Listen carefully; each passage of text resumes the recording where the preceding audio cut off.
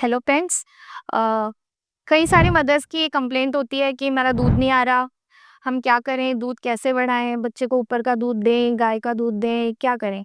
नमस्कार, मैं हूँ डॉक्टर प्रियंका गुप्ता। आज हम इस बारे में बात करेंगे, जो ये बहुत सारे मदर्स की स्पेशली नई मदर न्यू मदर्स की जो पहली बार मदर्स बनी, उनकी प्रॉब्लम होती है कि हमारा दूध नहीं आ रहा, बिल्कुल नहीं आ रहा, बच्चा रोता रहता है, दूध कम है और ऊपर का दे दें, क्या दे दें? तो ये बहुत बड़ी प्रॉब्लम है।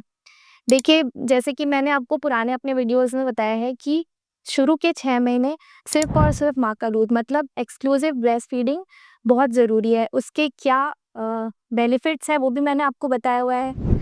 बच्चे की ग्रोथ अच्छी होती है, बच्चे का आईक्यू अच्छा होता है, बच्चे को जो एंटीबॉडीज़ हैं, प्रोटीन्स हैं, विटामिन्स हैं, जो माँ के दूध में होते हैं वो अदर अदर मिल्क जो होते हैं हमारे गाय का या एनिमल मिल्क इनमें नहीं होते हैं, फिर हमें फ़ॉर्मूला देना पड़ता है। तो ऐसा हमें क्या करना चाहिए जो माँ का दूध बढ़े? ऐसा हमें डाइट में क्या फ़ॉलो करना चाहिए? ऐसा हमें फीडिंग में क्या फ़ॉलो करना चाहिए? क्या फीडिंग का रूटीन होना चाहिए? बर्थ के कितनी देर बाद दूध पिलाना चाहिए? ये सारी चीज़ें हम आज डिस्कस करेंगे। तो जब भी बेबी बॉर्न होता है, तो या तो वो नॉर्मल डिलीवरी है या सिज़ेरियन है। तो सबसे पहले यही कहा जाता है कि जल्दी से जल्दी हमें माँ को बेबी से मिला के और अटैचमेंट और फीडिंग स्टार्ट कर देनी चाहिए। नॉर्मल डिलीवरी है तो विदिन 1 आवर, सिज़ेरियन डिलीवरी है तो within 4 to 6 hours breast feeding start हो जानी चाहिए। क्योंकि नॉर्मल डिलीवरी में कोई प्रॉब्लम नहीं है मदर को, तो मदर तुरंत ही बच्चे को फीड करा सकती है। सिज़ेरियन में क्योंकि मदर के स्टिचेज़ आए हुए हैं, उन्हें एनेस्थीसिया मिलता है, मूवमेंट नहीं कर सकते, तो 4 टू 5 आवर्स के बाद वो करवट वगैरह लेके फीड करा सकती हैं। तो क्या-क्या पॉइंट्स हैं कि कैसे दूध बढ़ाया जाए? तो फर्स्ट पॉइंट मेरा यही है, अर्ली इनिशिएशन मतलब माँ का दूध जल्दी से जल्दी शुरू करना, क्योंकि जितनी जल्दी शुरू करेंगे उतना ज़्यादा आउटपुट मिल्क का आएगा। तो कई लोग कहते हैं ये शुरू का जो गाढ़ा पीला दूध है इसको डिस्कार्ड करिए, ये खराब होता है, इसको फेंक देते हैं। बहुत सारे ट्रेडिशंस हैं, बहुत सारे कल्चर्स में ऐसा है कि भई ये तो खराब होता है, इसे फेंक दिया जाए, बट ये बिल्कुल गलत है। जो शुरू के 3 से 4 दिन जो दूध माँ का आता है वो थोड़ी कम अमाउंट में आता है, थोड़ा ज़्यादा गाढ़ा पीला दूध आता है, उसको हम कोलोस्ट्रम कहते हैं। तो ये कोलोस्ट्रम तो बच्चे के लिए बहुत ज़रूरी है, ये बेबी का फर्स्ट वैक्सीन कह सकते हैं। क्यों? क्योंकि ये बहुत ज़्यादा प्रोटीन, कैलोरी रिच होता है, ये थोड़े से अमाउंट में ही बच्चे को ज़्यादा कैलोरीज़ देता है और सबसे इम्पोर्टेंट पॉइंट कि इसमें बहुत सारे एंटीबॉडीज़ होते हैं, इम्यूनोग्लोबुलिन्स होते हैं, जो बच्चे को बहुत सारे इन्फेक्शन से लड़ने की शक्ति देते हैं। तो इसको कभी भी डिस्कार्ड मत करिए, इसको जितना हो सके पिलाइए, अगर बेबी पास में नहीं है तो निकाल के चम्मच से दे दीजिए, वो उसको पिलाना ज़रूरी है, उसको डिस्कार्ड बिल्कुल मत करिए। और जो ऊपर से शहद, गुट्टी और कुछ भी ये चटाते हैं, वो नहीं करना चाहिए, बल्कि ये कोलोस्ट्रम ज़रूर देना चाहिए। तो अर्ली इनिशिएशन सबसे पहला पॉइंट था मेरा। और सिज़ेरियन मदर्स में ज़रूर प्रॉब्लम आती है क्योंकि वो करवट नहीं ले पाते, वो ठीक से पोज़ीशन नहीं ले पाते पेन के स्टिचेज़ में पेन के चक्कर में। तो थोड़ा-सा अपने घरवालों की, फैमिली मेंबर्स की, अपनी अ, मदर की या अपनी सास की या जो भी लेडी हैं, उनकी हेल्प ले सकते हैं। जो हॉस्पिटल में स्टाफ हैं, उनकी हेल्प ले सकते हैं। करवट दिला के भी वो दूध पिला सकते हैं, ज़रूरी नहीं है कि वो बैठें। तो जल्दी से जल्दी अपना दूध पिलाने की, अटैचमेंट करने की कोशिश करें। तो अटैचमेंट करना जल्दी से जल्दी ज़रूरी है। फिर यहाँ आता है हमारा दूसरा पॉइंट। दूसरा पॉइंट है कि प्रॉपर पोज़ीशनिंग और लैचिंग होना सबसे ज़्यादा प्रॉब्लम इसी में आती है, ख़ास करके फर्स्ट मदर्स को। जो पहले भी मदर्स बन चुकी है, जिनका दूसरा बच्चा है, फर्स्ट में हमने फीडिंग कराया था, दूसरे में ज़्यादा प्रॉब्लम नहीं आती, वो करवा लेते हैं। लेकिन जो पहली बार मदर्स बनी है, उनमें पोज़ीशनिंग और लैचिंग को लेके बहुत ज़्यादा प्रॉब्लम होती है। तो ये पोज़ीशनिंग बेबी को कैसे उठाना है, कैसे गोद में लेना है, कैसे उसे लैच कराना है, ये ज़रूरी है। ये एक रिफ्लेक्स है बेबी के लिए। बच्चे को सकिंग रिफ्लेक्स जन्म से होता है, वो जन्म से जानता है कैसे सक करना है, लेकिन मदर को थोड़ा ट्रेनिंग की ज़रूरत है कि बच्चे को कैसे लेना है और कैसे सक करवाना है। तो मदर और बेबी दोनों को एक ट्रेनिंग की ज़रूरत होती है, जो कि फैमिली मेंबर्स और नर्सिंग स्टाफ कर सकता है। उसके लिए मोटिवेशन बहुत ज़्यादा ज़रूरी है।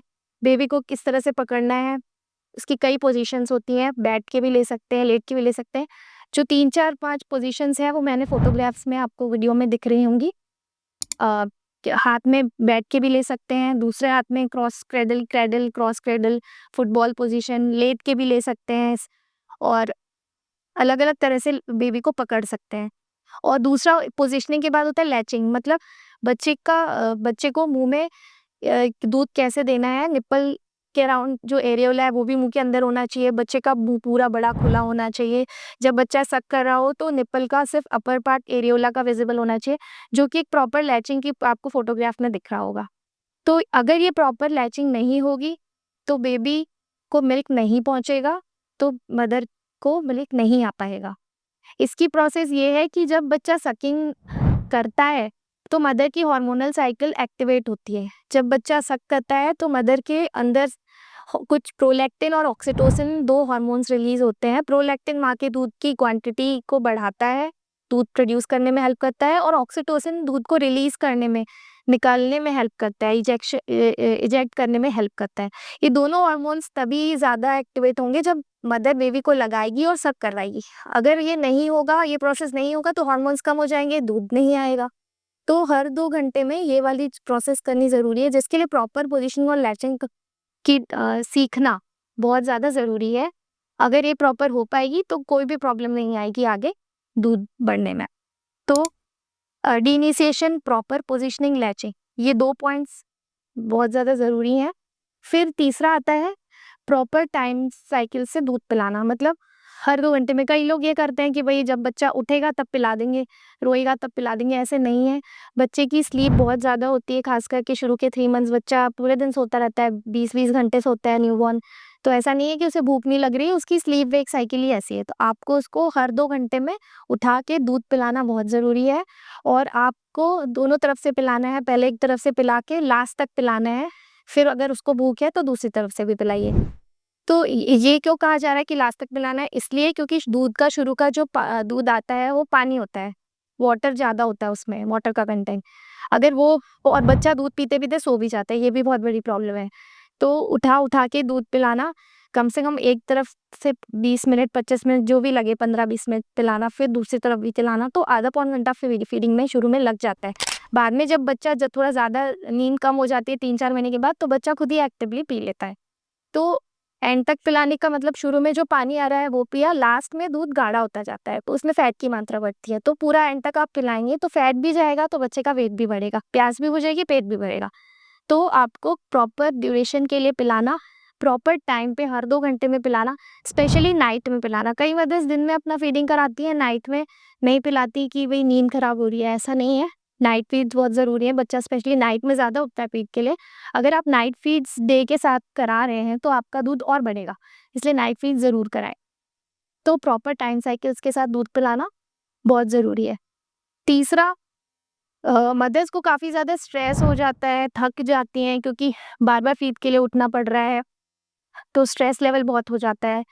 तो मदर को स्ट्रेस फ्री रहना बहुत ज़रूरी है। स्लीप, बेबी के साथ आप स्लीप ले लीजिए, दिन में बच्चा सो रहा है, आप सोइए, प्रॉपर एक रेस्ट लीजिए। आप भी ज़्यादा मदर्स भी ज़्यादा एक्सर्ट करेंगी, थक जाएँगी, तो उनका दूध कम हो जाएगा। तो प्रॉपर रेस्ट लेना भी बहुत ज़रूरी है। दिन में बेबी सो रहा है, आप सोइए, और फिर बाद में आप बेबी के साथ जगिए। और फैमिली मेंबर्स का सपोर्ट भी ऑफ कोर्स बहुत ज़्यादा ज़रूरी होता है। फिर आता है पॉइंट हाइड्रेशन और डाइट। तो लैक्टेटिंग मदर्स को 1.5 से 2 गुना प्रोटीन्स, कैलोरीज़ चाहिए होते हैं, तो उनको एक्स्ट्रा खाना खाना ज़रूरी है। उनको रोटी एक्स्ट्रा खानी है, उनको दाल एक्स्ट्रा लेनी है, डाइट में एक्स्ट्रा अमाउंट ऑफ डाइट लेनी है। और हाइड्रेशन हाइड्रेशन मतलब पानी ज़्यादा पीना है, फ्लूइड इनटेक बहुत अच्छा होना चाहिए। नॉर्मली 2.5 से 3 लीटर पूरे 24 घंटे में उन्हें लेना चाहिए। अब ये ज़रूरी नहीं है सिर्फ़ पानी हो, जूस ले सकते हैं, नारियल पानी ले सकते हैं, कोई भी टाइप के दूध दूध ले सकते हैं, दूध दलिया ले सकते हैं। तो डाइट अच्छी लेनी है और हाइड्रेशन अच्छा रखना है, पानी बार-बार पीना है ना? तो इससे आपका एक हाइड्रेशन मेंटेन रहेगा, तो मिल्क का आउटपुट अच्छा आएगा। और मेंटल जो स्टेटस है मदर का, वो भी बहुत इम्पोर्टेंस रखता है। क्यों? क्योंकि अगर मदर टेंशन ले रही है, कोई स्ट्रेस है उनको, और किसी भी तरह का स्ट्रेस है, कई बार पोस्टपार्टम डिप्रेशन हो जाता है, मदर्स डिप्रेशन में चली जाती हैं, तो टेंशन बिल्कुल भी नहीं होनी चाहिए। मदर्स को स्ट्रेस फ्री और टेंशन फ्री रहना चाहिए कि स्ट्रेस लेवल अगर ज़्यादा होंगे, तो जो ये मैंने आपको हार्मोन्स बताए थे, प्रोलैक्टिन, ये कम हो जाता है, स्ट्रेस लेवल की वज़ह से, फिर दूध भी कम हो जाता है। तो स्ट्रेस फ्री रह के बेबी उसको फीड कराते टाइम उसको अच्छे से उससे इमोशनल बॉन्डिंग, उसको लोरी सुनाते-सुनाते आप दूध पिलाएँ, उससे इमोशनल बॉन्डिंग रखें और बहुत खुश होके और अंदर से हैप्पी होके आपको रहना पड़ेगा। अगर आप टेंशन लेंगे तो फिर आपका दूध कम हो जाएगा। तो फिर आती है डाइट में क्या-क्या चीज़ें आप ले सकते हैं, जिनसे आपका दूध बढ़े। अगर आपका दूध कम है, तो हम खाने में क्या-क्या खा सकते हैं जिससे दूध बढ़े? तो ट्रेडिशनली जो घर में हमारे लैक्टेटिंग मदर्स को दिए जाते हैं कुछ डाइट, जैसे कि अजवाइन का पानी, अजवाइन बहुत अच्छा होता है। सौंफ सौंफ ऐसे भी ले सकते हैं, पानी में उबाल के ले सकते हैं सौंफ, सौंफ का पानी बहुत हेल्प करता है। अजवाइन, सौंफ, जीरा का पानी भी बहुत ज़्यादा हेल्प करता है, ये भी आप ले सकते हैं। डाइजेशन के लिए भी अच्छा है, दूध भी बढ़ाता है। और ट्रेडिशनली हमारे घरों में घी के लड्डू, गोंद के लड्डू, तिल के लड्डू जो बड़े लोग खिलाते हैं हमें, वो भी बहुत हेल्पफुल है, उनसे भी दूध बढ़ता है। उसके अलावा कुछ फ्रूट्स हैं जैसे कि पपाया, उनसे दूध बढ़ता है। कुछ सीरियल्स हैं जैसे कि जौ, ओट्स, इनसे भी दूध बढ़ता है। ये ले सकते हैं डाइट में। दलिया आप सबको पता ही है, दूध दलिया से दूध मदर का मिल्क प्रोडक्शन अच्छा होता है, ये सब डाइट में लेना चाहिए। और जो चीज़ें अवॉइड करनी चाहिए वो मैंने आपको पिछले वीडियो में बता दी थी। बाहर का food, junk food, sugary food, caffeine rich, ये सारी चीज़ें अवॉइड करनी चाहिए। तो इन सब से अपना दूध बढ़ेगा। लास्ट पॉइंट अपना है बॉटल फीडिंग के बारे में। तो बॉटल फीडिंग कई मदर्स शुरू कर देते हैं। क्यों? कि बच्चा चुप नहीं हो रहा, रो रहा है और घरवाले बोलते हैं क्यों रो रहा है, नहीं रोना चाहिए, दूध पिलाइए। मदर का प्रॉपर अटैचमेंट नहीं हो पा रहा है, दूध उनका कम आ रहा है, तो फिर वो बॉटल फीडिंग शुरू कर देता है। अब बॉटल फीडिंग और ब्रेस्ट फीडिंग में अंतर ये है कि बॉटल से दूध बहुत आसानी से आ जाता है, बेबी को बहुत एफर्ट नहीं लगाना पड़ता, सीधे वो स्वेलो कर लेता है, उसमें होल होता है, तुरंत दूध मुंह में अंदर आ जाता है। तो एक ईजी मेथड है बेबी के लिए। अगर आप बॉटल शुरू कर देते हैं तो बेबी बॉटल ही प्रेफर करता है और उसको एक निप्पल कन्फ्यूजन क्रिएट हो जाता है। निप्पल कन्फ्यूजन का मतलब ये है कि उसे कब मदर का पिला रहे हैं, कब बॉटल का पिला रहे हैं, वो कन्फ्यूज हो जाता है कि कब। तो वो ज़्यादा प्रेफ़र क्या करता है, वो बॉटल फीड प्रेफ़र करता है, निप्पल कन्फ्यूज़न हो जाता है उसे, क्योंकि वो ईज़ी मेथड है बॉटल, वो प्रेफ़र करता है, फिर वो मदर के निप्पल पे नहीं अटैच करता। तो जब ये अटैचमेंट कम होता जाता है, तो फिर मैंने जैसे आपको बताया, अगर अटैचमेंट आप प्रॉपर नहीं कराएँगे, आपकी हार्मोनल साइकिल डिस्टर्ब होगी, आपके हार्मोन्स रिलीज़ नहीं होंगे, दूध नहीं आएगा। तो आपको ये बॉटल अवॉइड करनी चाहिए। शुरू के 6 मंथ्स टोटली बॉटल अवॉइड करनी है, वैसे भी नहीं, वैसे भी अवॉइड करनी चाहिए, क्योंकि बॉटल से और भी अदर साइड इफ़ेक्ट्स भी हैं, बच्चे को इन्फेक्शन होते हैं, पेट खराब हो जाते हैं, बॉटल की प्रॉपर स्टेरिलाइज़ेशन नहीं होती, निप्पल उसकी साफ़ नहीं हो पाती, पेट में इन्फेक्शन जाते हैं। बॉटल से दूध पिएगा, माँ का नहीं पिएगा, माँ का दूध कम हो जाएगा। बॉटल से फंगल इन्फेक्शंस के चांसेस होते हैं, बड़ा होता है बच्चा, बॉटल लगी रहती है तो दूध ज़्यादा पीने की आदत हो जाती है। बॉटल से मुँह में फंगल इन्फेक्शंस, थ्रश होने के चांसेस होते हैं, तो बॉटल के लोग बहुत सारे साइड इफ़ेक्ट्स हैं। बॉटल को जितना अवॉइड किया जाए उतना अच्छा है। और अ अगर आपको बाई चांस भी माँ का दूध किसी तरह से कम है, नहीं आ पा रहा है, तो आपको अगर ऊपर के दूध देने की ज़रूरत पड़ रही है, तो आप कप, स्पून, कटोरी, चम्मच या पैलेडी सूथी जिसे हम बोलते हैं स्टील की, नोक वाली चम्मच, उससे दे सकते हैं। और आजकल कुछ कप्स भी आते हैं, सिलिकॉन कप्स भी आते हैं, आप उनसे दीजिए। उनसे अगर आप देंगे तो निप्पल कन्फ्यूजन नहीं होगा। अगर वो इनसे दे भी रहे हैं, आप अपने ब्रेस्ट पे भी लगाते रहिए। आप ब्रेस्ट फीडिंग कभी भी बंद ना करें, चाहे कम आ रहा है तो भी आप लगाते रहिए। तो आपका कभी भी ब्रेस्ट फीडिंग कम नहीं होगा। फिर डॉक्टर्स कुछ मेडिसिन्स भी प्रिस्क्राइब करते हैं मदर्स को। शुरू के 1 डेढ़ महीने, 2 महीने ही मेडिसिन्स वर्क करती हैं। कुछ पाउडर्स, गैलेक पाउडर और कुछ ऐसे पाउडर्स मार्केट में आते हैं जिनसे दूध बढ़ता है, वो भी अपन ट्राई कर सकते हैं। बट मेडिसिन्स का रोल सेकेंडरी है, प्राइमरीली तो हमको जो मैंने आपको 4-5 चीज़ें बताई, वो करना बहुत ज़्यादा ज़रूरी है, जिससे आपका दूध ज़्यादा आएगा।